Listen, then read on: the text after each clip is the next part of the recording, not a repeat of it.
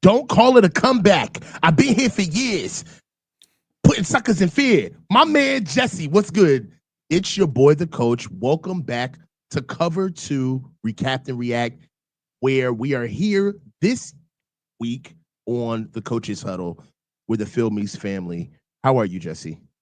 I'm doing good, man. I didn't expect all that. That was a great intro. Hey, man, I tried to come with the fire intros because me and you, we do the dual content. So we're kind of putting away our media stuff with our intros and our outros. So we got to make an impression, bro. You know what I'm saying? So look, it is what it is. And I feel good about where we stand. Let's just move forward with where we are right now in the current offseason. Rookie mini camp is coming up. We've just commenced our draft. We had 11 picks, 11 draft picks with 6 UDFAs drafted. And we've got some recent news, some real news. Okay. We walked through the recent 11 picks that we've had, which we've all gone through. However, we have 6 undrafted free agents. Running back Corey Kiner out of Cincinnati, wide receiver Isaiah Nayor out of Nebraska, offensive lineman Drew Moss out of Colorado State, linebacker Stone Blanton out of Mississippi State, cornerback Jacob Robinson out of BYU, and defensive lineman Sebastian Valdez out of Washington. Now, we've talked about this a lot. As a matter of fact, we touched on a couple of topics a week or two ago about not falling for the okie doke. How it seems as though that the Niners always seem to put more than likely linemen that we pick up for undrafted free agents. And we always try to find diamonds in the rough, right? We're always thinking half glass full because there's already tons of reasons to be negative on somebody who didn't get drafted. And these guys kind of get us suckered in as that sneaky guy who can actually get on the field and play and ride into the sunset. But more oftentimes than not, if you get a UDFA that's going to make the team, it's because he showed more worth than the current players that we have, right? Because they've got a tough hill to climb. So realistically, what undrafted rookie free agents do you see a path for to be able to not only be a contributor, but first make the 53 and actually force coaches to make that hard decision? What do you got? Yeah, I mean, as far as making the 53, I look at positions that are kind of doubled up on. So you look at the 49ers, they drafted Jordan Watkins, they drafted Junior Bergen. Well, you bring in Nayer as an undrafted free agent. To me, that's a three-way competition. I understand that you may have spent a 4th-round pick on Watkins. There is some roster politics, but if you truly are trying to get the best players, then to me, that's an open competition. You have Jordan James that was drafted in the 5th, but you also brought in UDFA Kiner. So those two are in direct competition, in my opinion. They brought in another offensive lineman. Yes, they drafted Connor Colby late, but that could be direct competition. So I think that there's correlation there for all of them.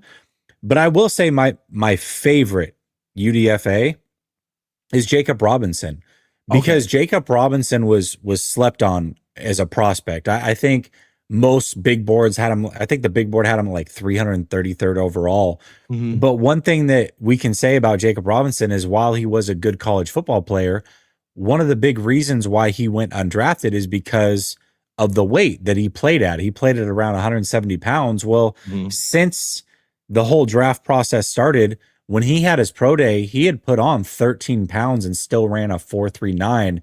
Usually what you see players go into their pro day or go into the combine, they'd try to lose weight so that they can test faster. That was not the case with him. He was asked to put on weight to try to make an NFL roster because 170 pounds is pretty dang light. He put on 13 pounds and still ran a 4.39. That's pretty impressive. Yeah, 183 pounds is still pretty light overall. But when I look at just the cornerback position in totality for the 49ers, I think that that's a major area of opportunity. And I don't know that anybody's spot is locked in other than the two obvious ones, and Renardo Green and Diamador Lenore. So the rest of them, I think, are really up for grabs. And Jacob Robinson, I think, is coming in ready to compete. So I like that UDFA pickup. Listen, man, I have no problems with Jacob Robinson. I too started looking for, when you get the UDFAs, you look for Yeah. splash traits, right? Being able to see him gain the 9 pounds and still keep the speed. That shows a lot of core and functional strength. And definitely it's a soft market as far as being making this squad as a DB. I like the pick a lot. For me, I'm a big Isaiah Nayor guy. I think that right now, the Niners, although the Niners, we're starting to, how can I say, pace out and get specific guys, with the kid that we just got out of Ole Miss. You know, you're starting to look at, we don't really have that much size. We don't have anybody that's big and that's a strider. I know we have Conley, but he's a little older and he's a bit older, and we don't have Is anybody that Conley even still on the team? I I don't I don't think he I is. don't think so. I mean, outside of that, there's really nobody. There's really nobody for the receivers that actually is over 6 foot, I believe. Um, and right now with this kid, I mean, I know he bounced around. He had a cup of coffee at Texas. He was also slotted to go really high at other schools. He ended up staying over at Nebraska, but at 6'4", 218, with a 4.4 40 and a 151 and a 151 10-yard split. I mean, you get a guy as big as he is to be able to get up and down with his size. It's somebody who, I mean, just the freakish traits alone are what I'm willing to see. Now, as far as production is concerned, he looked like a completely different player after he got injured. I believe he had he had a major knee injury that kind of sidelined him for an entire season before he had to finish out his career in Nebraska. But this is somebody who I like to see challenge our DBs, keep somebody that's a long defender. Some player comparisons that I have for him right now from the similar level is that Jacob Harris out of UCF and or Andrew Armstrong out of Arkansas, another long strider. I really like Isaiah Nayor. I think that there's a path for him to make the team. Now, we already know no block, no rock. So if you don't block, you're not going to get any love on this team. But when you start looking at UDFAs, I don't necessarily look at a guy where, sometimes we look at UDFAs from a position of, oh, well, who's bad that's a starter, where we could see this guy actually filling in. For me, I look at UDFAs as far as who can we kill the depth? Like, who do we have as a depth piece that's not really pulling their weight, right? I look for those type of players to come in on the roster and really be pesky, right? Like, guys, I mean, if you look at from a competition side, if I'm on a team and I'm a pick or I play whatever I played on the team a year before, a new guy coming in as a pick, I can respect that. A new guy that definitely got signed in free agency, I could definitely respect that. But a UDFA, nah, bruh. Like, you literally got picked up off the street to come in here and take jobs. So I want guys like that on this team. I mean, we've had UDFAs on this team crack through, and I believe that it's the hallmark to a really healthy competitive team. I like that so far. So, any more UDFAs that you got that you think that would be sleepers out of the six? Yeah, I mean, I think that we pretty much ran through them. Again, when you got late draft picks and then you double up and take a UDFA at the same position, that's direct competition for me. I don't think any player round 5 and beyond is a guaranteed lock to make the team. And even when I look at Nayer, who just physically, I like him a lot more than I do Watkins. I'm intrigued by it. The problem is that Watkins being drafted in round 4, I think it makes it really hard for Nayer to actually crack the 53. But if they're having a real competition, I could see him being better. So you just got to figure out why the production wasn't necessarily there. I get the injury, what have you, but he transferred around a lot. Athletically, I mean, he fits all the molds, but I do think he has a little bit of a dropping issue, which we know that doesn't play well for a lot of teams. So we'll see how it plays out. I don't want to get too excited about UDFAs, but I do see a path really that any one of them technically could make the roster if they are actually having full out competitions with the guys that were drafted before them.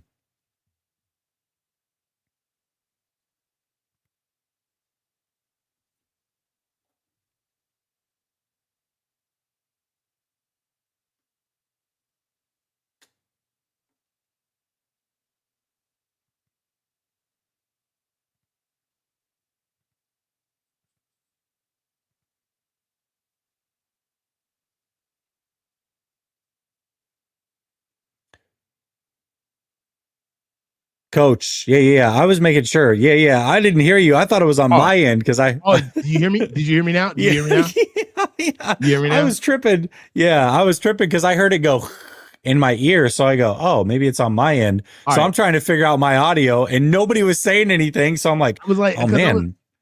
definitely no, I mean basically what I was saying is that competition is needed on the team to be able to help our depth. You know what I'm saying? And if we don't necessarily have the competition to come in, then we're not going to change from where we are. I mean, the rhetoric from the team should change from what we're hearing during camp, especially mini camp. I'm really going to be looking to hear about guys kind of ruffling some feathers, guys making a name for themselves. I mean, we heard about Malik Mustafa immediately, right? Mhm. That was a name that we heard day one, rookie minicamp. And it was always, and the biggest thing was uh we're all trying to look for a guy that's gonna poke through. Pause. So let me all right, let's go to our next topic, man. Our former top pick on the bubble. Any top picks. The 49ers 2025 draft haul put pressure on the defensive line room, so much so that former top picks are repeatedly at the risk of getting cut. Is this a case of bad development or just too much depth? Simply put, are any of the draft picks and UDFAs who are coming into this year's offseason or team, who has the danger of losing their job? Who do you think is nervous about this new slate? When you watch guys come in, I got to be honest. If I'm on the defensive line, and I'm still on this team, I got to be a little nervous, right? Like there's got to be some type of competition, but without taking the answer away from what what position group, what guy do you think had a little bit was hot under the collar watching this year's draft? Oh, Jacob Cowing's got to be number one. I mean, Mm-hmm. you watch him draft two wide receivers. Ricky Pearsall was a first round pick last year, so he's clearly not in any sort of danger. I think Jacob Cowing definitely has to be one of those players that's concerned about this. And then I would say, you watch them, we understand they needed three starting level players on the defensive line, and hopefully they came away with that. But that also being said, knowing that they drafted three guys, it makes you wonder, are the Kalia Davises and those types of players, are they now on the roster bubble? I mean, this is a player who's been here for 3 years with the Niners. He's shown some flashes at times, but hasn't really carved out a spot with this roster for sure. You've got some other veterans, so that's somebody that I'm looking out for. And then I would say anybody at linebacker not named D. Winters, Fred Warner, and probably Yeah. Tatum Bethune. To be honest with you, I think the rest of them are certainly got to be looking over their back. So I think that the back end roster guys who haven't carved out for sure starting roles, they've all got to be on notice right now. I mean, you've got young, hungry players coming in to potentially take your job. Now, you look at somebody like Jacob Cowing, for example, and some of these other guys, they have the advantage. They know the system. But Jacob Cowing, unfortunately for him, did miss a lot of time during training camp last year. You remember we were there. He had a Mhm. hamstring issue, I believe. He was always working out on the sideline, was never able to really get onto the field for a majority of the time that we were there. Mhm. So he's got to be concerned. If he has another hamstring issue or can't participate, you had 4 catches last year, my man. And that was with the receiving core that was down as bad as they possibly could have been. So your job is certainly up for grabs. They tried to make you a punt returner. You weren't great at that. They drafted Bergen, they drafted Watkins, who can both do that. So yeah, I think Jacob Cowing for sure is the guy that stands out the most to me, but all those other positions. I got somebody who I think a lot of people are going to be surprised with. Jair Brown. Oh, okay. I think Jair Brown, uh, the Niners are going to start getting ahead of what they perceivably seem to watch go down year after year. The latest case of Jair Brown is Jake Jackson, right? Where you get a guy that you're trying to get on the field. He got on the field immediately through necessity, not because he was ready, but they had to get him on the field. All right. And I think that Jair Brown, he played some of his best football near the end of last year's season. Well, the season before last, rather, played some of the best football that he had, and we kind of looked for him to uh, take that and put together a good campaign last year. But it was anything but, man. He regressed, downright to a liability. And I think what Jair Brown signified is that the Niners need to go get a free safety, and not so necessarily a free safety, but just another safety that can pick up on the defense better. It's no For me, it wasn't missed on me that Malik Mustafa came in and picked up the defense way faster than Jair Brown did. Just Mm. he's a bigger athlete, faster, more physical. And I understand that right now we've got to be able to get him actually on the field. The best ability is availability. But I love the Mikhail Siegel pick. I think that the Niners, we haven't seen a true middle center field free safety that could take away the middle third of the field. We haven't had that in a long time, especially somebody who's able to come down and actually be a force in the run game with pop and speed. I don't like Jair Brown's speed. I don't like his competitive spirit, especially when he's getting beat. He's a little too cocky, especially for, being on a team that he didn't really have anything to do with or contribute to as far as his success is concerned. Majority of his career has been on a losing Niners team. I think that as far as safety is concerned, I'm looking for Mikhail Siegel to really start and play either next to Jair Brown. But I think that once Malik Mustafa comes back, Jair Brown is the odd man out. I believe the only reason why he makes this team this year is because Malik is hurt. Marquise Siegel, I think. I'm trying to remember these rookies' names, and you're throwing me off. I think it's Marquise. I think you might be right, because that's where my mind immediately went was, well, hold on a second. You've got an injury in Malik Mustafa, which I think guarantees his spot, but it does make you wonder if Malik Mustafa is fully healthy, or when he's fully healthy, what is the role of Jair Brown? And that doesn't necessarily mean he's not on the team, but let's not forget that they also signed, I believe, Jason Pinnock, safety as well. So you add him to the mix, you add a rookie to the mix, you already have Malik Mustafa. What is the role for Jair Brown? So yeah, I think that there's a possibility. Maybe he doesn't lose a roster spot, but I could see a scenario where he doesn't find his way on the field once everybody else is healthy, for sure. Yeah, I mean, right now, and really, I was thinking about this when they drafted Siegel, right? But this was before we knew about Malik's injury, right? During the draft. Right. And I was already about to put the take out there as if it was just a done deal. Because right now I've seen Marquise Siegel. I watched a lot of tape of him.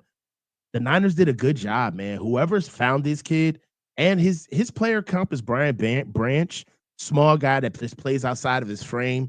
Remarkable speed, though, kind of play all over the field. I mean, Marquise Siegel can give you off rip. Marquise Siegel can play center field safety, slot, and can come down in the box.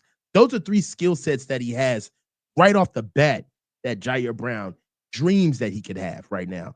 Jair Brown can give you good box safety. He could be a dime linebacker. All right. He's good. He's good in tracking down tight ends and bigger guys that he can get a good surface level on the guy. But when somebody gets up on top of his feet, man, Jair Brown's a liability, especially in space. Well, and I understand that Upton Stout was brought here presumably to be a nickel corner, but I think he can do a little bit of everything too. Smaller, obviously a little undersized, but it's not like Siegel's the biggest guy. I just think that the 49ers have a lot of players with versatility all over the secondary, and Jair Brown doesn't scream versatility. And I think that flexibility, that versatility is something that Robert Saleh loves. I think it's a strength of his defense. And he feels like if I've got multiple guys that can be safeties or slot corners or outside corners, and they can do a little bit of everything, then that gives me the freedom that if I have an injury, I can move things around, or I can just play truly the best players and find a spot for all of them. So yeah, I think the lack of positional flexibility for Jair Brown definitely makes it an area where he might be hurt unless he could play him at linebacker a little bit. It's not like Jair? Yeah, I mean, think about the linebacker over in what was it? The Jets. He's only like 216 pounds, man. He drafted him as a safety, moved him to linebacker. He plays at 216 pounds, and you look at all the other linebackers that he's drafted. He likes guys that convert from safety to linebacker. That's his jam. So maybe Jair Alexander can find his way to linebacker. I don't know. I'm just throwing things out there. I wouldn't put it past Robert Saleh at all to do that. So Jair Brown's 5'11", 205. yeah. What did he run though? I don't know, 4 or 5 something. Because if you put weight on him, Jair Brown's slow is not a. Well, he didn't he run like a 4.6? I thought it was like a 4.57. I could be wrong. Yeah, I don't know. Jair Brown, the linebacker. I mean, he's not a bad player. I just think that we could do. I'm not saying like full time, but if he likes it, if he brings on a extra, if he looks at it and says, okay, I can keep like a linebacker type set and have an extra person who I feel like can cover, maybe that's a fit for Jamie and Sherwood. That's what I'm thinking of for the Jets. I think he's only like 6 foot 216. It's not like he's a big guy. Let me check. And he was a safety in college. Jamie and Sherwood. Yeah. Oh, he's 6'2". He is taller, but he's only 216 pounds. So yeah. I don't know. And he was a safety in college. Let's check this super chat real quick. Daza0187 says, what's happening with the Drake Jackson, or is he done? Now, I saw an article with Drake Jackson recently coming out and saying that, like, he's not done. Like, you know what I'm saying? Like, he's definitely there to, matter of fact, hold on. He's on his Javon Kinlaw arc. Yeah. Like, yo, don't quit on me, man. Like, I still got some juice left. What do you think about that? Is this, first of all, what do you expect him to say? All right. But what do you think about that? So hold on. Here it is right here. I'll actually do this and put it up. But hold on.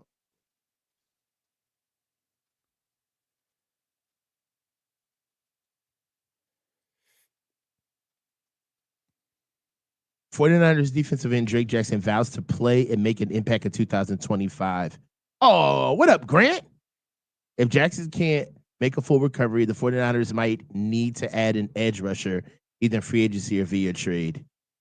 Drake Jackson, who tore his patella tendon in his knee in November of 2023, hasn't played since, and posted on Instagram yesterday that he vows to play in 2025. Y'all crazy if y'all think I'm not wreaking havoc on the field this year, Jackson wrote. Boomerang to all the haters. I got God on my side. See y'all suckers soon. What do you think, man? What do you say to this, Jesse? How do you feel about this? I mean, I welcome it for sure. It always sucks to watch a player lose his career due to an injury. To me, it does have major Javon Kinlaw vibes. Remember Javon Kinlaw, that final year with the 49ers was like, oh man, everybody's going to pay. And he's just posted workout video after workout video after workout video. And it just never panned out. Now, I think Javon Kinlaw has found his way to being in the NFL. He certainly is an NFL player. But for the 49ers, it didn't work. I don't know that Drake Jackson, if his health is going to allow him to. I mean, that's a serious injury. However, the 49ers, to me, outside of those 3 rookies and Bosa, I think anything is up for grabs. And if he can come back and be healthy, why not have him compete? I mean, who are we to say that? What is your tier gross motto stopping anybody from making a team? I don't think so. It's wide open. I'll take, hey, I'm open to it, man. I'm rooting for you. I'm open to it. I think you're super athletic. If you haven't lost any of that athleticism and you've been able to sit back and study the game and you're coming with something new, I could see his frame being the pass rusher that they could potentially need. I just think that injury is pretty serious. So I don't know. We'll see. I'm rooting for him, though. I am rooting for him, and I feel the same way. I think that, Drake Jackson came in. He almost, in a way, he had the Jair Brown arc, right? Treated like a first-round pick, even though he really wasn't one. So he had a lot of eyes on him. A lot of expectations on him, maybe unfairly bestowed upon him. But yeah, the injuries, you can't fight the injuries. That's my biggest thing. I'd love to see what he could do healthy. He is very athletic. The bend is there. But I think the biggest issue with guys who try to come in and find their track in the league, especially when they play a certain way, is they have to kind of relearn themselves. They have to understand what they do best now in the NFL versus what they got picked up for in the NFL. Like, does that mean that all of a sudden Drake Jackson's knee, in order for him to really be stout, and is Drake Jackson turned into a really good run defender? I don't know. That takes mental capacity. That takes like a killing of the ego for you to say, all right, this is what I do now in order for me to be on the field. So really, are we going to see Drake Jackson back in the way on the field? Yes, but I think it's totally up to him on how we see him back. I think that being the high flying pass rusher, those days, it's looking like it may be a foregone conclusion that we're not going to see that level of player. Well, I mean, he's definitely fighting for a roster spot, and that's tough. I mean, you're talking about a kid who really hasn't played a lot of football since being drafted. He had the one game against the Steelers on opening day 2 years ago where he looked really good, but a lot of that was really cleanup sacks from Eric Armstead, and he just kind of cleaned things up. But he hasn't done anything since. He got that serious knee injury, missed all of last year, if I'm not mistaken. So not only is he trying to come back from a major injury, but it's not like he's a player who's established on a roster. He's going to be fighting to make this roster. That's a really tough place to be in. But if he can do it, then I definitely welcome it. Yeah, I hope it happens. Oh, I thought you froze on me for a second, man. I was getting freaked out. No. All right, let's get into our next topic. So the NFL power rankings, they come out after basically every iteration of the offseason, right? So there's power rankings after the NFL football season, once the Super Bowl is over. There's power rankings after the free agency happens, where teams are getting shaken up. And customarily, we just came up on the next iteration of power rankings, which are the power rankings in the NFL, after the draft, the 2025 draft. Right now, the NFL power rankings had us 15th in post free agency rankings and 15th still in rankings, post draft rankings. The most improved position that they gave us was our defensive line for obvious reasons. And this is the blurb that they gave us. The 49ers didn't spend much in free agency, but the defensive line should regain its former dominance if their draft picks pan out. San Francisco used selections on edge rusher Mikael Williams at number 11 and two defensive tackles, Alfred Collins, number 43, and CJ West, number 113. All three might be starters in September after the Niners said goodbye to edge Leonard Floyd, along with tackles Javon Hargrave and Malik Collins in March. That rookie trio joined stalwart edge Nick Bosa, giving the 49ers some much needed juice at position groups they've long prioritized. So we definitely didn't move. We didn't get better or worse, but they definitely gave us kudos for what we did with the defensive line. One, is this a fair ranking? Two, where would you have this if it's not? And three, if it is, what can we do to improve? Oh man. Okay. So here's how I'm going to compartmentalize this. I understand that they had us 15 overall, right? But I want to look at it from an NFC standpoint because you can have a bunch of AFC teams in front of them, which I think is completely fair. I'd have a bunch of those AFC teams ahead of a lot of teams in the NFC.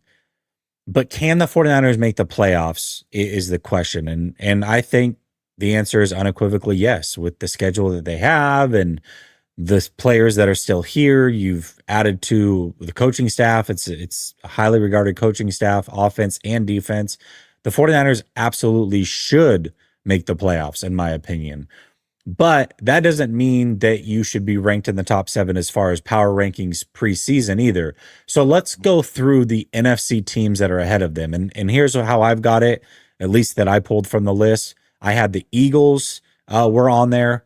I think they had the Lions ahead of them, the Rams, the Commanders, Packers, Bucks, Vikings, and then the 49ers. I actually had the 49ers at number 8, right there on the bubble for the playoffs.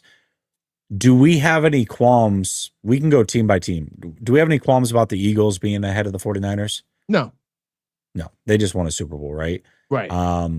Lions. What about the Lions? No.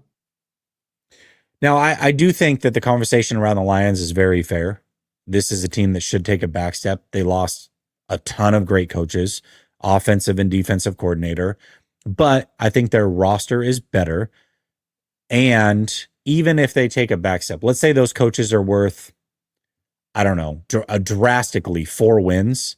That puts them at an 11-win team. Right. They're still, I'm about to say, they're still They're over still, us by they're double. still, yeah. I think that, that's still a big, even if the 49ers are 4 games better, that still puts them 1 game behind the Lions that are 4 games worse. So, It's okay. levels to this. Yeah. Yeah. What about the Rams? Yeah. You think the Rams should be ahead of the 49ers? Yes. Okay. I agree. Okay. Commanders. Yes. Okay. Packers. Yes. Okay. Bucks. No. Oh. Okay. We'll talk about that one. Okay. Vikings. Yes. Okay. So based off that, you'd have the 49ers at 7. I'm just going to go the next 4 teams afterwards. And you tell me if any of those teams should be above the 49ers. Cardinals. No. Cowboys. No. Falcons. No. Seahawks. Yes. Okay. It just swept us. Okay. And what about so the Cardinals. And what about the Bears? It's the Cardinals. The Bears, no. It's the Cardinals. Cardinals got way better this offseason. Okay. They did get better, but yeah, I get you. Go ahead. Okay. So you basically have the 49ers at 8. You just disagree with the teams that are ahead of them. I think putting the 49ers, this is a power ranking. Remember, power rankings change literally week to week. Once the NFL season starts, injuries, how you played the week before, power rankings go all over the place. So this doesn't mean that the 49ers shouldn't make the playoffs or I wouldn't pick them to make the playoffs. But if I'm doing a fair power ranking going into the season, I think for sure those 7 teams they had listed above them are there. And I think it's fair to look at the Cardinals and the Seahawks as also potentially above the 49ers, being that they both swept the 49ers last year. So at worst case scenario, I'd have the 49ers 10th in the NFC. Best case scenario, maybe 7th, but probably 8th. So for me, I think that they're pretty fairly ranked. I do. I tend to believe we're ranked fairly. I think one thing that they're giving us a lot of grace for is that we were a severely injured team last year. So automatically we get the healthy bump. Also, another factor that I believe is helping us stay within middle of the pack, a little bit more than middle of the pack, which is our easy schedule that we have this year, right? This is the most wild thing I've ever seen. Let me see. Hold on. This took me right off my track. I can't even finish talking. No, what are they talking about? Coach is racist. That's why I'm not a moderator. I don't even know who you are.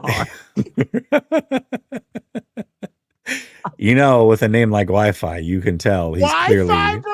I don't know what, but clearly. That's what it is, bro. All right, anyway. So I lost my train of thought, bro. I think you were talking about the 49ers being basically dead middle.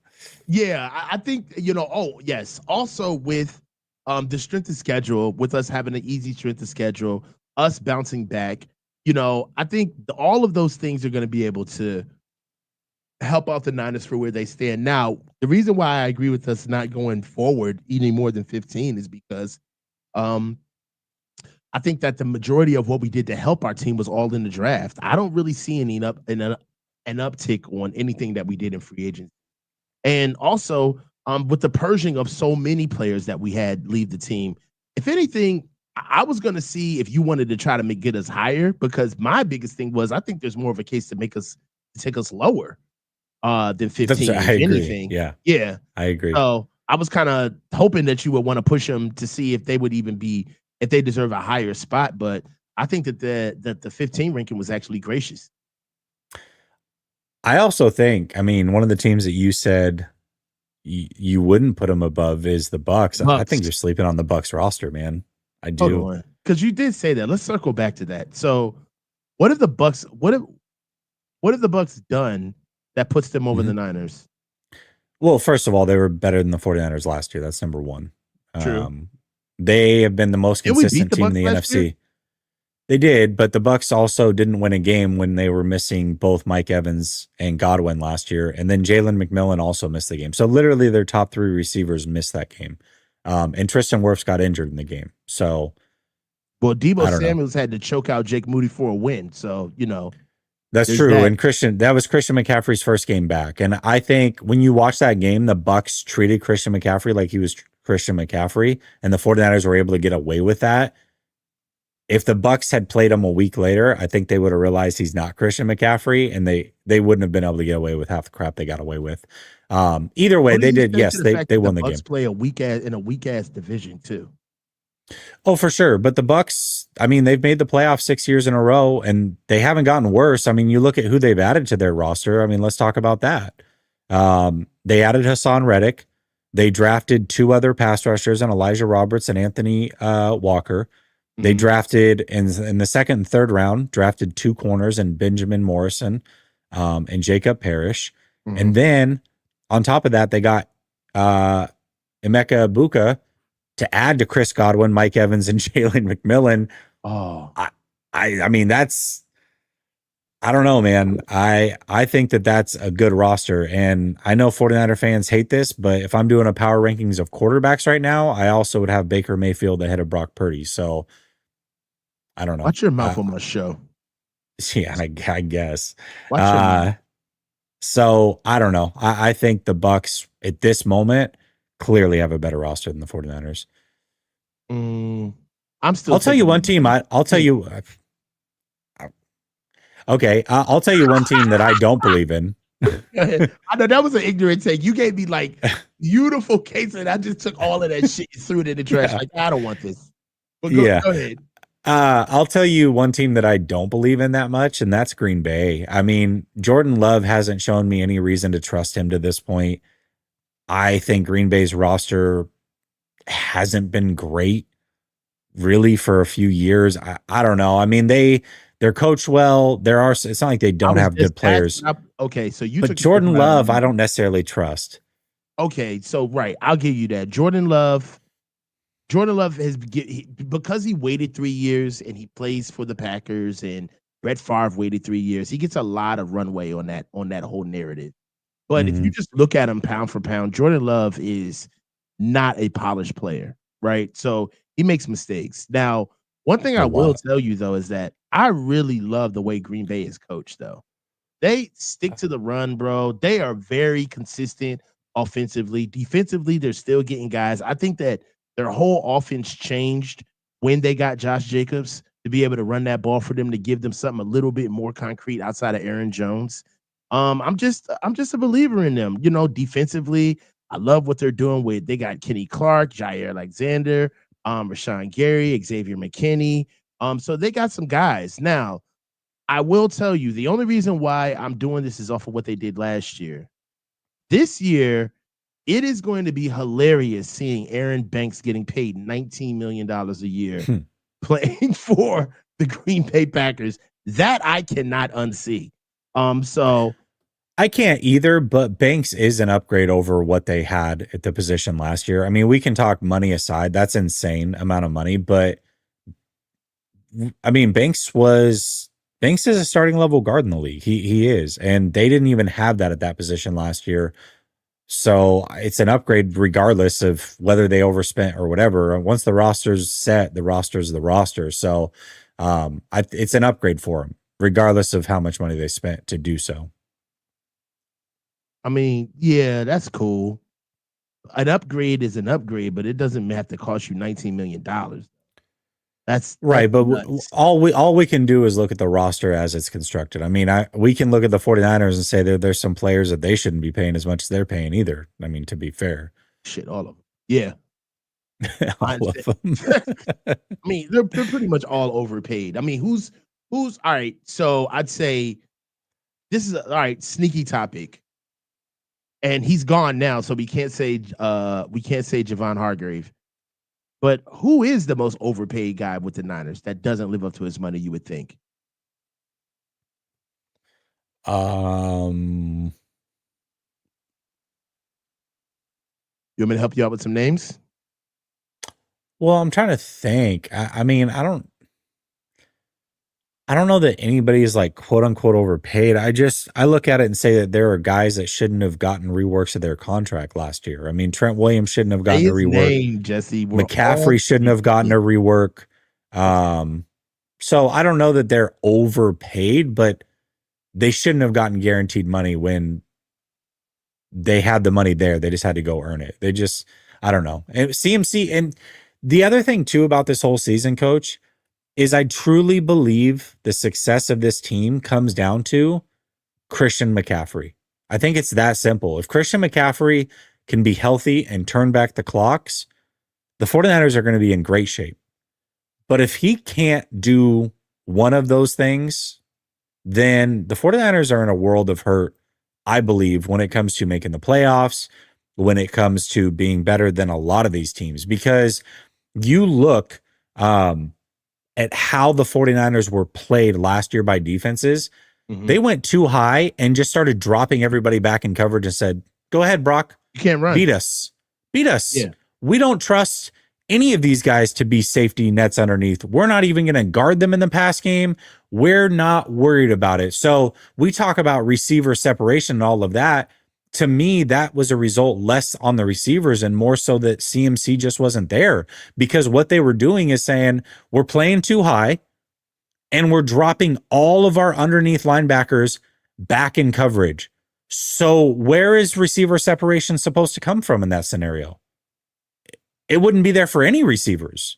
So, I mean, this is the reality of the situation. If CMC can't be CMC, then that is going to continue. And I don't know. I don't know how the 49ers scare teams in that scenario. That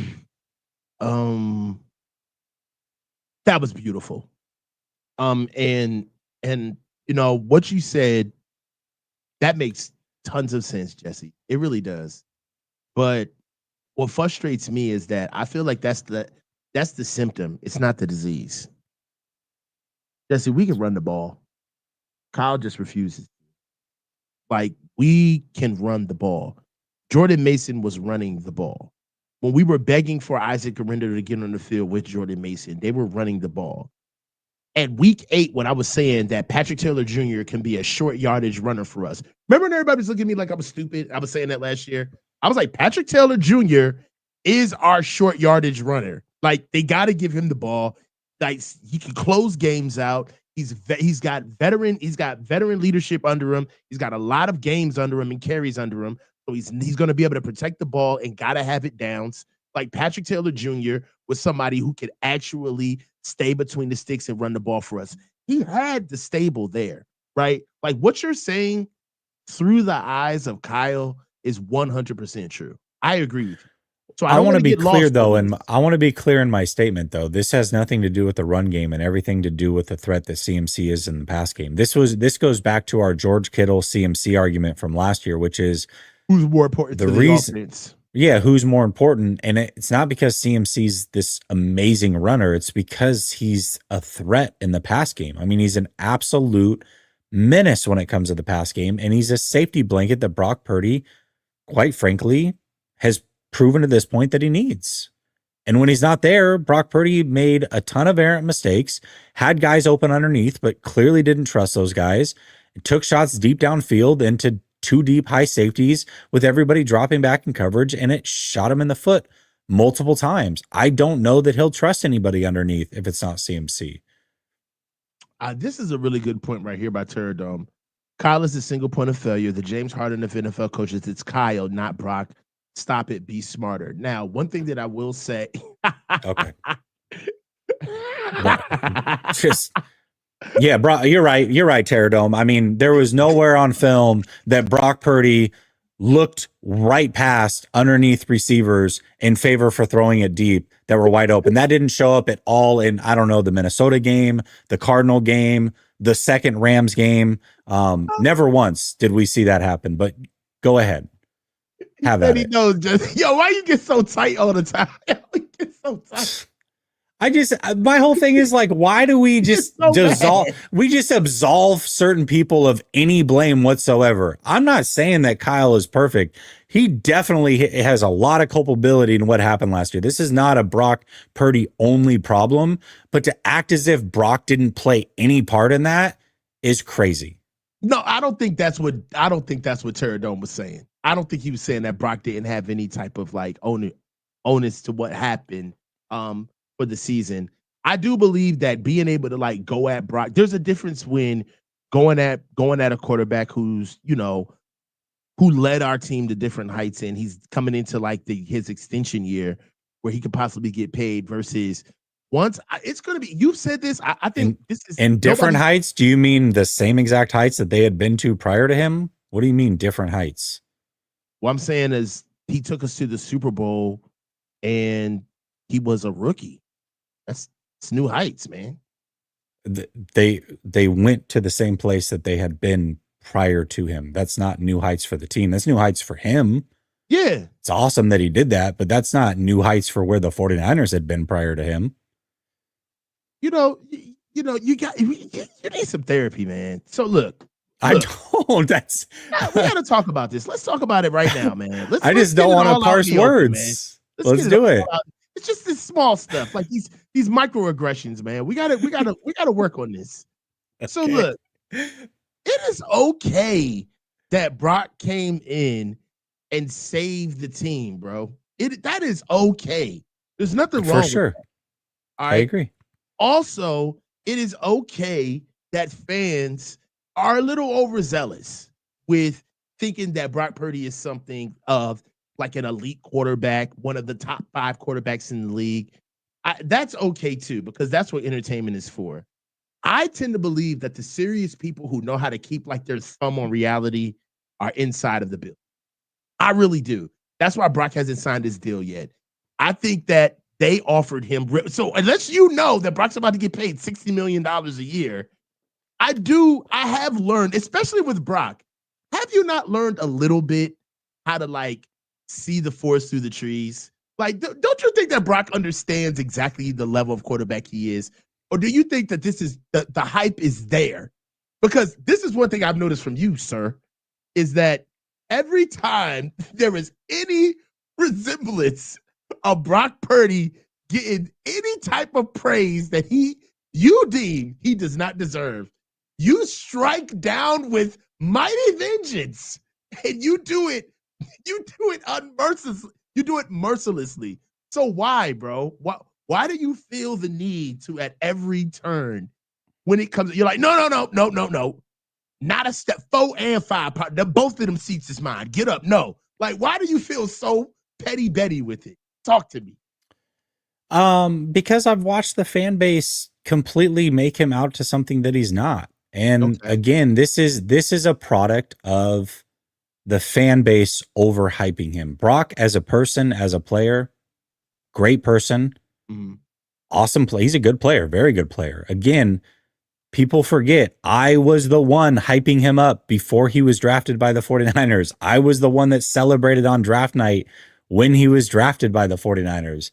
You know what I mean? All of that can be true, but at some point, like, it's gone way over the top as far as what he is and what he's not. And labeling him like he's some savior when there hasn't been anything that has happened that didn't happen prior to him, acting as if this franchise should open the pocketbooks and give him unlimited money. I care about the 49ers, right? More than any player. There is not a single player that I'm going to put above the team. Now, I will fight tooth and nail for certain players if I feel like they are needed for this team to win long term. I will go to bat for those players if in the moment that's how I feel. But I will also then come back and be like, hey, I was wrong on that one or whatever. Brandon Ayuk's a great example of that. I was fighting for him because I felt like he needed to be here. But hold on. I'm gonna yeah, step in right now. yeah. Right now. Tonight, we didn't even know tonight was gonna be magic. But let's do it right now. All right. Right now, Jesse, is it time for us to close the door on Trey Lance? Admit that we were in on him and he's a bust. He's never going to be a starter.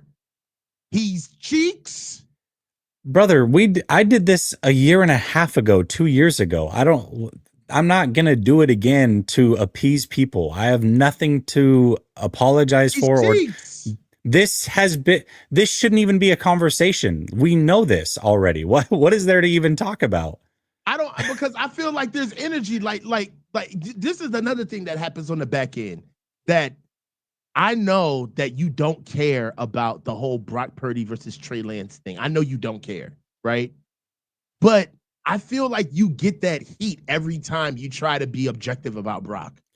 Brother, I'm never going to not get that heat. It doesn't, I've put out for years my quarterback rankings coming out of the draft for years. Mm-hmm. And I've hit on CJ Stroud and Brock Purdy. I hit on,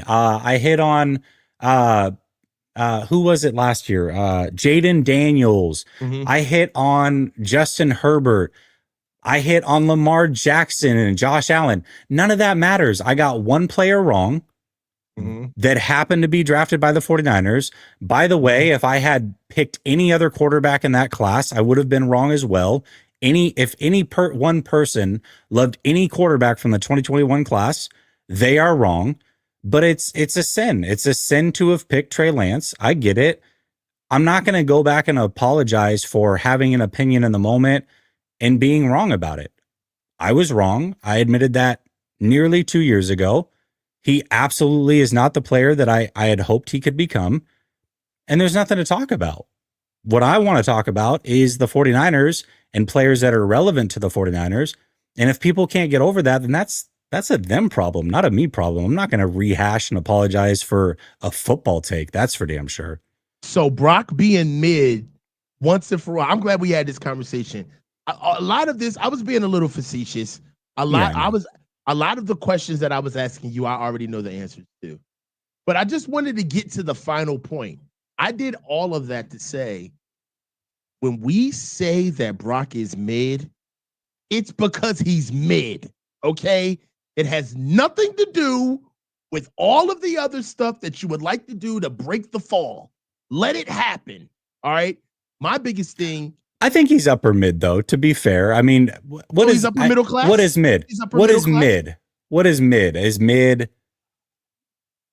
middle for the NFL? 32nd best? Is that what is that? That Baker Mayfield is upper mid. I don't think that Brock is better than Baker Mayfield. I don't think so either. But I think if I'm doing a quarterback tiers, I'm probably putting them very similar. I think to me, Brock Purdy, if I'm doing rankings, Brock Purdy is right now, if I'm doing a quarterback power ranking, like, I don't know, 14 or something like that. Mm-hmm. But he's been as high as number 9 on my list, right? Just depending. I think if you can crack into the top 10, you're better than mid. Like Kirk Cousins is a great example of this. Kirk Cousins sat in my top 10 list and no lower than 12 for about 8 years in a row. So sometimes he would drop out of the top 10. Sometimes, a lot of the time he was there. I don't look at Kirk Cousins as mid. I just look at Kirk Cousins as a guy that I wouldn't pay. I mean, we can remove Brock Purdy from the conversation and look at every other quarterback that I think is in the Brock Purdy class. And I would say the same thing about all of them. If for some reason, here's where it would turn into Brock Purdy hate, the way that people want to paint it out to be on my end, is if for some reason I was totally okay with all the other guys that got signed that shouldn't have been signed. If I was trying to explain why signing Dak Prescott to a big deal was totally worth it, or Jordan Love, or Tua, or Goff or Trevor Lawrence, if I was trying to explain why those guys were worth it, and in the same sentence being like, but I wouldn't pay Brock, that would be hatred.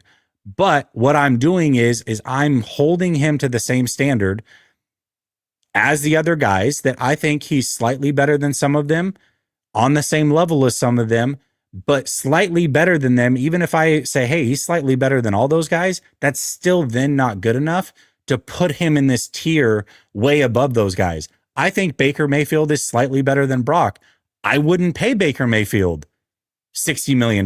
That would be crazy. And I wouldn't put him in a tier that's so far away from Brock that Brock can't close that gap. I think they're all within shouting range of each other, but none of them are elite. And I'm not paying any of them elite money. I think it's asinine to do so. So this is less to do with Brock and more so, this is what the quarterback outlook is.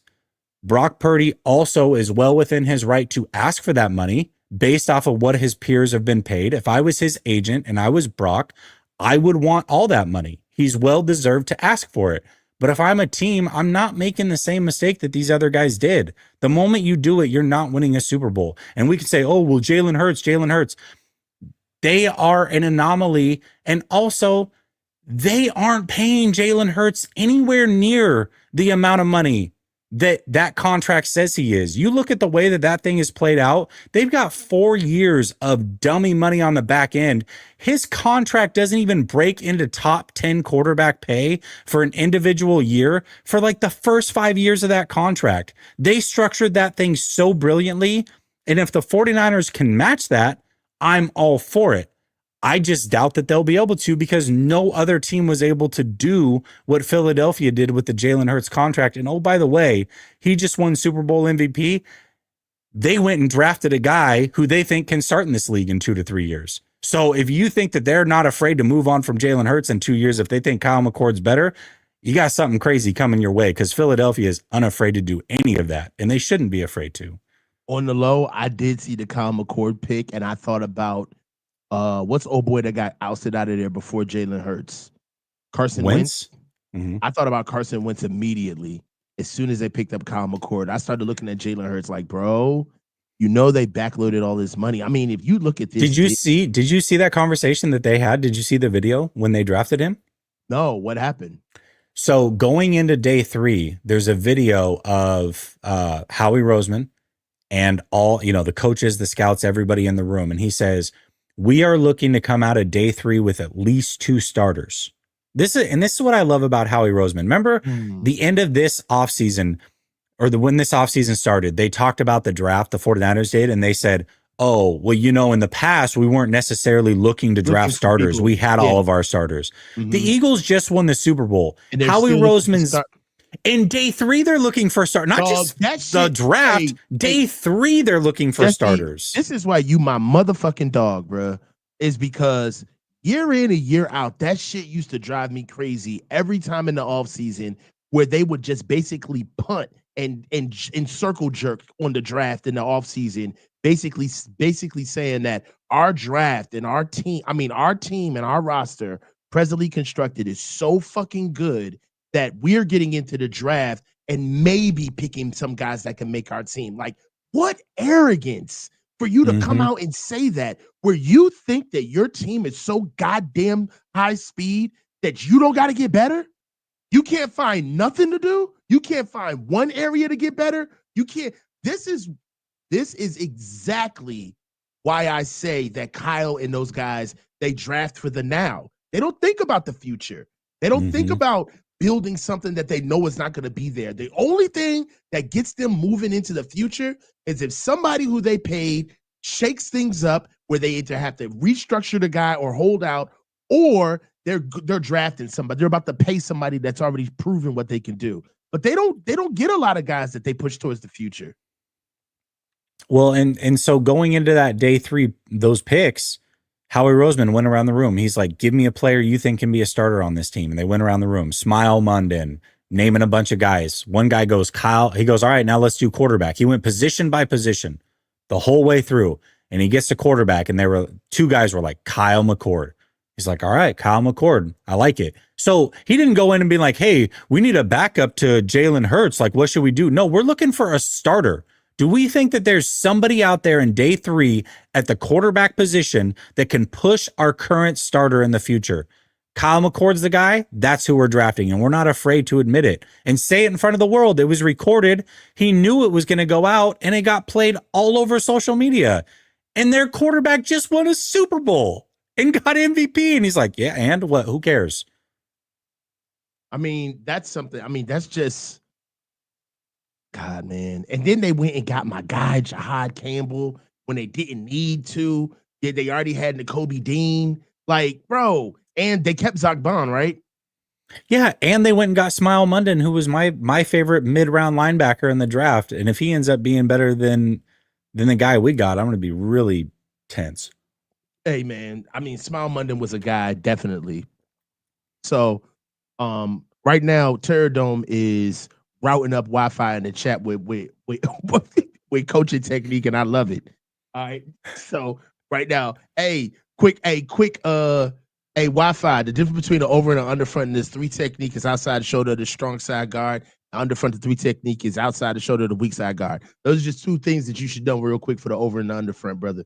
But you getting cooked in the chat. I just want to let you know.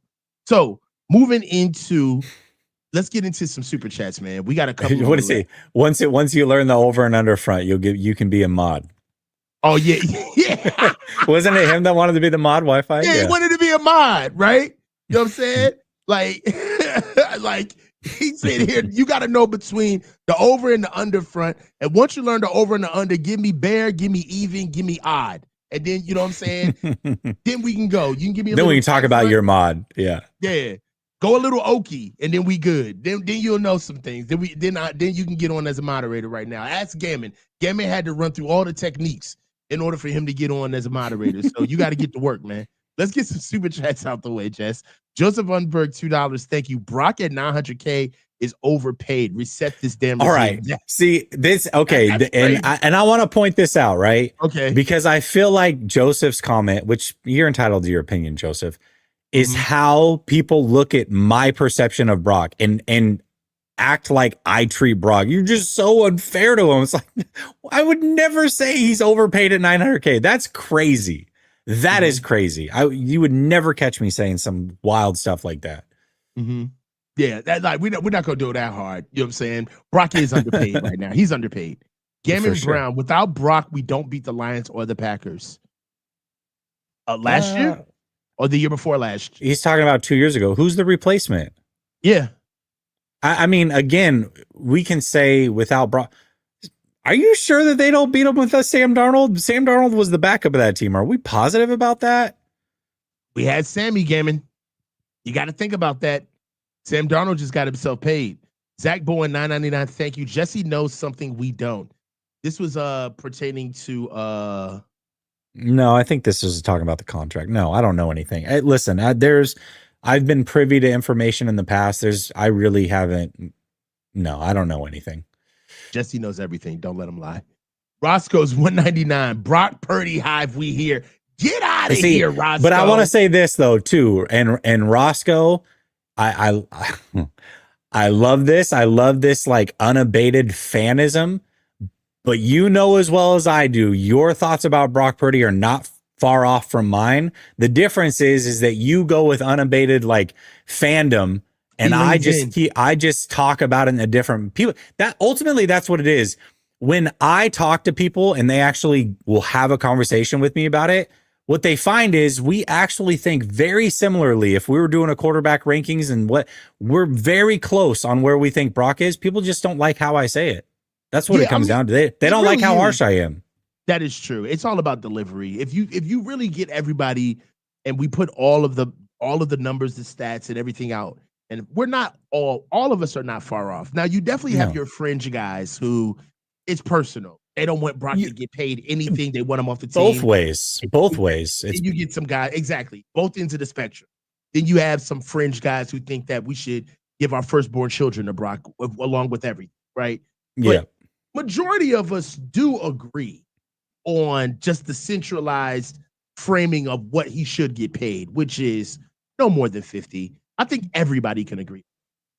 Everybody can agree. I think the sweet spot for Brock would be 45 to 50. What do you think? I think the sweet spot is how it's structured. I mean, again, if they it can be, the number can be 60 for all I care, but if it's structured like that Jalen Hurts contract, sign me up. Yeah, that's a slave deal. No kunta. So look, Jeez.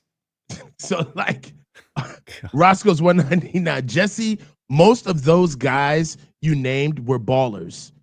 You talking about the quarterbacks? The I mean, yeah, quarterbacks. ballers, like as in fringe top 10 Generational. guys that you shouldn't pay. They're not, I didn't name like the ballers of the league. No. Or is he talking about the guys I that think he was talking about like when you called Lamar, you called Josh Allen. Like I think he said that when you were going through which is fair, but we got to remember the context. I mean, most people didn't think that Josh Allen would be squat. Most people didn't. Dude, there's videos out there you can still find saying that that Josh Allen was going to be a bust, that Herbert was going to be a bust. Lamar Jackson, the whole league passed on him through the first round or whatever. But you know, Jaden Daniels over, and it's also in context, right? Jaden Daniels over Caleb Williams was not the consensus. CJ Stroud over Bryce Young was not the consensus, you know, but those were the opinions that I had. So I agree. Chills. Jesse, you talked Brock Purdy when the convo was Kyle Shanahan not running the ball. Why fixate on Brock Purdy when Kyle Shanahan is making the fundamental football errors? Because I wasn't talking about running the ball. I was talking about passing the ball. So we were talking about the running back position in Christian McCaffrey, but I was specifically talking in the passing game, not the running game. So two different things. But you did feel the need. You felt the need to really go there because if I remember distinctly, it was a comment that Terradome made where he said, "Focus on Kyle, okay? Everything else is just a smokescreen." And then you automatically went into like this Purdy route of no, who was the one missing and not doing what the offense operating within the offense. Let me just ask you one question. For all of the scrutiny that you and I, not just you, all of us, give Brock, would you say that Brock owns the offense? And what do you mean by own the offense? Come on, man. I want to make sure that I'm honest. Shame the devil, tell the lie, man. Come on, man. Do you think that Brock Purdy owns the offense? Let me, all right, hold on. So let me say this. I'll ask the same question, just with a different quarterback, and I think you'll understand. Do you think Josh Allen owns his offense?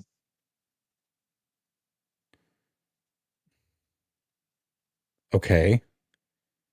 I guess I still don't understand exactly. Like Josh Allen Brock is Purdy the have offense. full autonomy to do what the fuck he wants while he's on the field.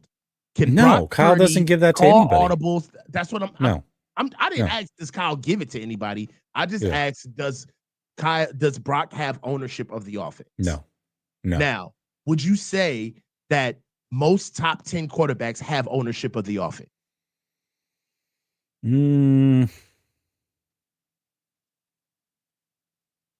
not yet. No, I don't think so. Who do you think it's probably doesn't 50-50. 50-50 at least. Top 5, the elite guys. Because top 10 is an elite. The elite guys do. Yeah, top 10 is an elite, right? Top 5, you would say elite. So you would say the markings of some of those quarterbacks are the fact that how much do you think it is a detriment in order for you to be micromanaged as a quarterback? How long can you be in the NFL as a quarterback before the training wheels start to become a hindrance more than a help? I think it comes down to how great you are. I think if you've earned it and you're a great player, then it's a major hindrance. I think that I do believe that there's a narrative there where you're never really going to be able to see what Brock can do in this offense until Kyle lets go, right? Like until Brock can attack defenses the way he knows how to attack defenses. It's almost like if I give you a gun, right? And I'm like, yo, go out there, soldier. do your thing. But I tell you when to pull the trigger, who to aim at, and when to crouch. Like, what? No, dude. Like, you're gonna get me killed. Teach me what I need to do. This is, you know what? This just came to me. Really, it is in a sense like the army, in a sense where it's like, dude, you go through basic training, you understand situations, you know the regulations and the ROE, the rules of engagement, you understand the scope of what's happening. But once you get out in the battlefield, somebody micromanaging you, telling you exactly what to do, literally when to do it, can get you killed, right? Like there's no minutia, there's no context. How much of that missing in Brock's game because of the type of coach and offensive coordinator he has? Are you willing to give him grace because he goes through? I think that there's definitely some truth to that for sure. Like I'll give you an example. I coach 10-year-old football players. Okay. My quarterback at 10 years old, I would never give him full autonomy to the offense. Right. I say, here's the routes, here's your progressions. You're going, here's number one, here's number two. Mhm. Now, if I feel like it should be different based off of what the defense is doing, I'm going to call out colors, and that's your new 1 and 2. Mhm. Very rarely do I say, and it happens from time to time, maybe once or twice a game where I'll say, hey, everything's an option. I'm trusting you to make a play here, right? I think that that's crazy to do at the NFL level, and I do think coaches, Kyle included, potentially does that. I think that that's crazy.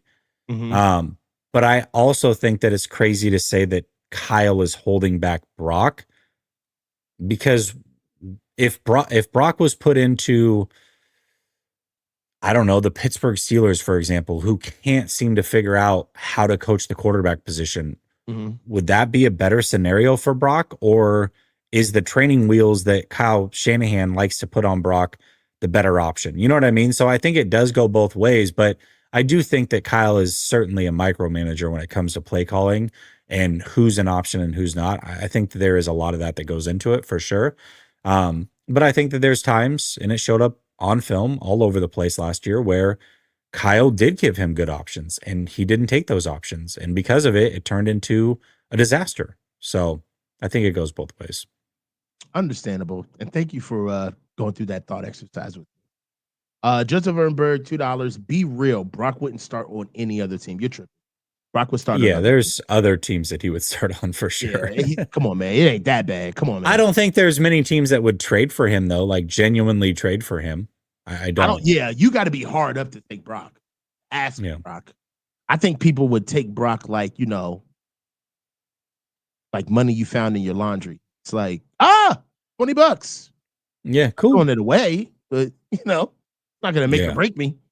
So Daza 0187, $10. Thank you. Fans seem to view Brock as coming in and being amazing, but how much of Brock's success is because he landed on a stacked team with Kyle? What if Brock landed on the Panthers, Titan, Patriots, etc.? I think that's clear. He wouldn't have had the early success that he did. He was set up around a lot of guys. Another thing that I feel like people fail to realize is that 50% of the emergence of Brock has nothing to do with him and everything to do with he was around an entire locker room where they all wanted to get paid and win. Everybody wanted to get over the hump. So I feel like when I thought you were to go that, somewhere different with that one. like what? Well, 50% of Brock being Brock is that he got a chance to play, but that only happens with a Trey Lance and a Jimmy Garoppolo injury. Otherwise, to this day, I don't know that we know that who Brock is. Do you think? Yeah, that's very true. I don't know if Brock makes the field if there aren't injuries. I don't think we ever see him. Right. Let me give you an example. And I don't think that this is out of the realm of possibility. Trey Lance goes down no matter what. Okay. Right. If Jimmy Garoppolo, who they struggled to move on from, knowing that they were turning everything over to Trey Lance. They tried to get rid of Jimmy. They couldn't. Right. But they couldn't do it. And they ended up keeping him and reworking his contract. If Jimmy Garoppolo and the team was winning with Jimmy had made it back to a Super Bowl, or at least to the NFC Championship, are we sure that Jimmy doesn't come back? I'm not. That's true. So As a matter of fact, the that was the year that 16 team captains voted for Jimmy to even come back on the team. You're right. There's no way in hell that if they went to the NFC Championship game or more, Jimmy wouldn't have came. He would have came back. right. I mean, I think Trey is probably on his way out no matter He's on his what way because out. of the injury, Yeah, right? yeah, But I think Jimmy comes back if he had stayed healthy the rest of the year. yeah. I mean, let's not forget, it's funny that the 49ers try to rewrite this history like we knew Brock was the best guy. Okay, but after he played against Miami, you picked up the phone and called Philip Rivers and Ben And Roethlisberger. Ben And Roethlisberger. don't try to sell me you were trying to bring those guys in to be backup quarterbacks. You're Hell no. calling a Hall of Famer and Ben Roethlisberger and the ultimate competitor in Philip Rivers and telling me that you wanted that. There was no way that that's the intention of that call. The intention of that call is to see if they want to come start for your team and save your season. So as much as you believed in Brock, even after he played great against Miami, you were still willing to make him the backup again and call a Hall of Famer and a really good ex-player. So you didn't have that much confidence in him. So yeah, if Jimmy doesn't get injured, I don't know that Brock ever gets a chance to play. And his story is much like a lot of other third string quarterback stories.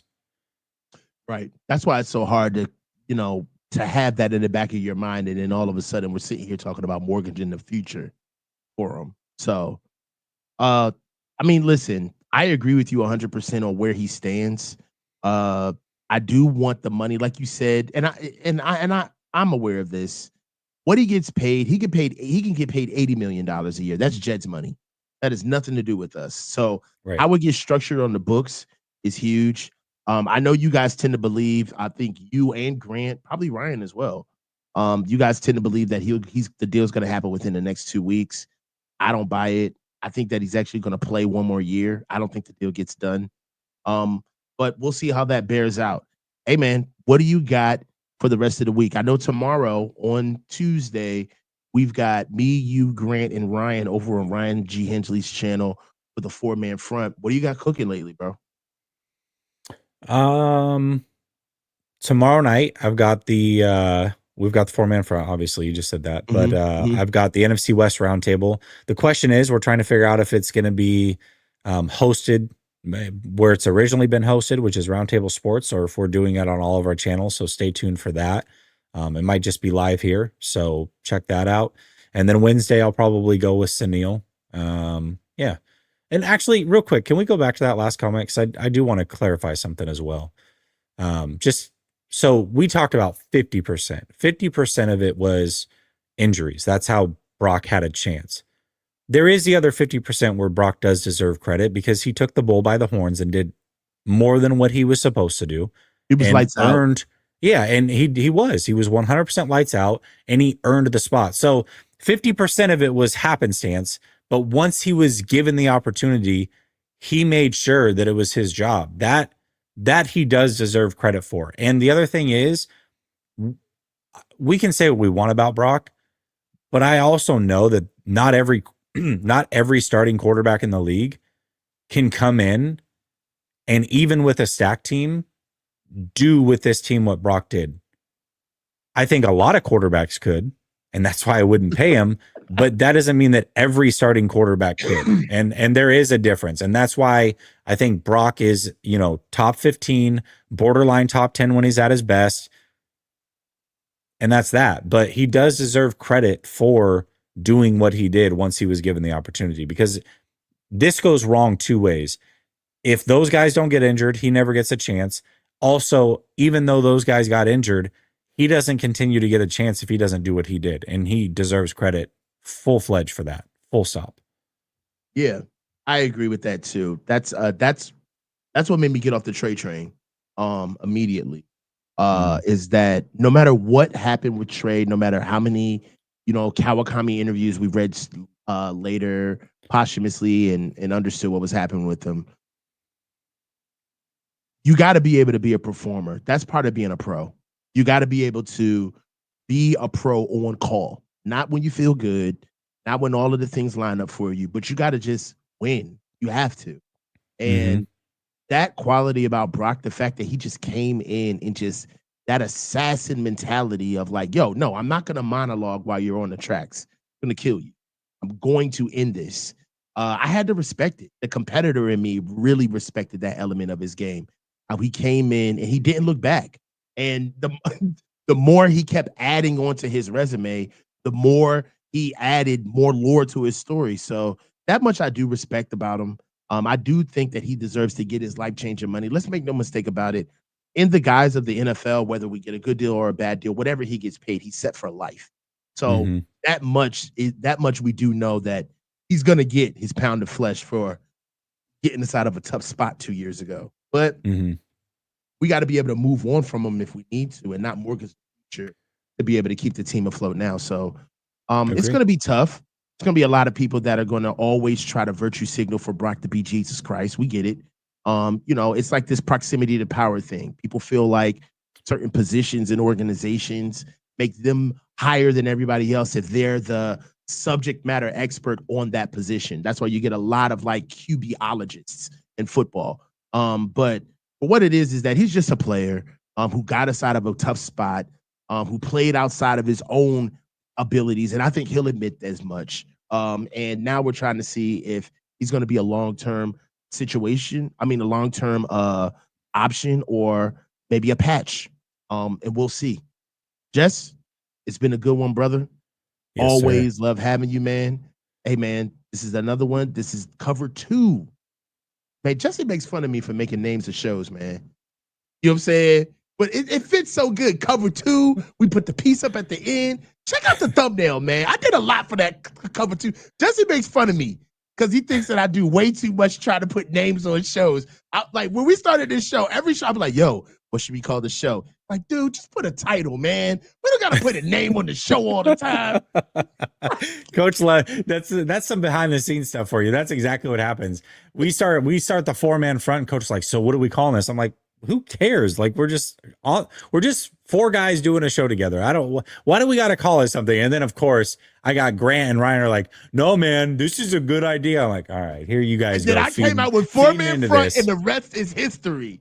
Come on, man. Unbelievable. Lean into your friend's genius, man. Let me be quirky, bro. I like show name titles, man. I'll let you. Love you, man.